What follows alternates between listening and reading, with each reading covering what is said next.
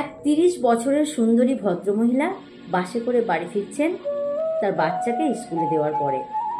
পাশে সিটে এসে বসলেন এক ভদ্রলোক। প্রায়ই দিন সে মহিলাকে দেখে একই সময়, তাই আর জিজ্ঞাসা করেই বসলেন, ম্যাডাম, আপনি কোনো অফিসের কাজ করেন? আপনি ওয়ার্কিং নাকি হাউসওয়াইফ? ম্যাডাম বললেন, হ্যাঁ, অবশ্যই আমি ওয়ার্কিং, 24/7 কাজ করি। আমি আমার বাড়ির ফার্স্ট অ্যালার্ম, যার আওয়াজে সবার ঘুম ভাঙে। আমি আমার বাড়ির কুক এবং তার সাথে ওয়েটারও বটে। আমি আমার বাচ্চার জন্য টিচার এবং 24/7 তার বডিগার্ড। আমার হাজব্যান্ডের আমি পার্সোনাল অ্যাসিস্ট্যান্ট। আমার বৃদ্ধ শ্বশুর এবং শাশুড়ি মায়ের আমি নার্স। আমার বাড়িতে আসা আত্মীয় এবং অতিথিদের আমি রিসেপশনিস্ট। কোনো অনুষ্ঠান বাড়িতে সেজে যাওয়া মডেল আমি। আমি আমার হাজব্যান্ডের পুরো জীবনের সিনেমার হিরোইন।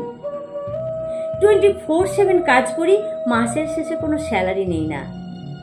তার সাথে বছরের শেষে কোনো স্যালারি ইনক্রিমেন্টও হয় না। আমার কোনো হলিডে থাকে না।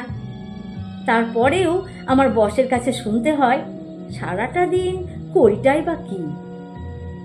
যদি কিঞ্চিত আপনার মধ্যে লজ্জাবোধ থাকে, তাহলে এই প্রশ্নটা আর কাউকে করবেন না, ওয়ার্কিং নাকি হাউসওয়াইফ। কেন বাড়িতে যে স্ত্রীরা থাকে তাদের কাজ করতে হয় না? তাহলে তারা কেন ওয়ার্কিং নয়? যারা বাড়ির সাথে বাইরের কাজ করে তারা তো দেবতা তুল্য, তাদের তো পুজো করা উচিত। কিন্তু যারা বাড়িতে থাকে তারাও কাজ করে। বাইরের কাজের থেকে বাড়ির কাজটা অনেক বেশি কঠিন, কারণ সেখানে একটা নয়, অনেকগুলি ডিউটি থাকে। তাই ওয়ার্কিং ওমেন আর হাউসওয়াইফ এই দুটোকে আলাদা করবেন না। দয়া করে ওয়ার্কিং ওমেন আর হাউসওয়াইফ এই দুটোকে আলাদা করবেন না। হাউসওয়াইফদেরকেও ওয়ার্কিং বলবেন।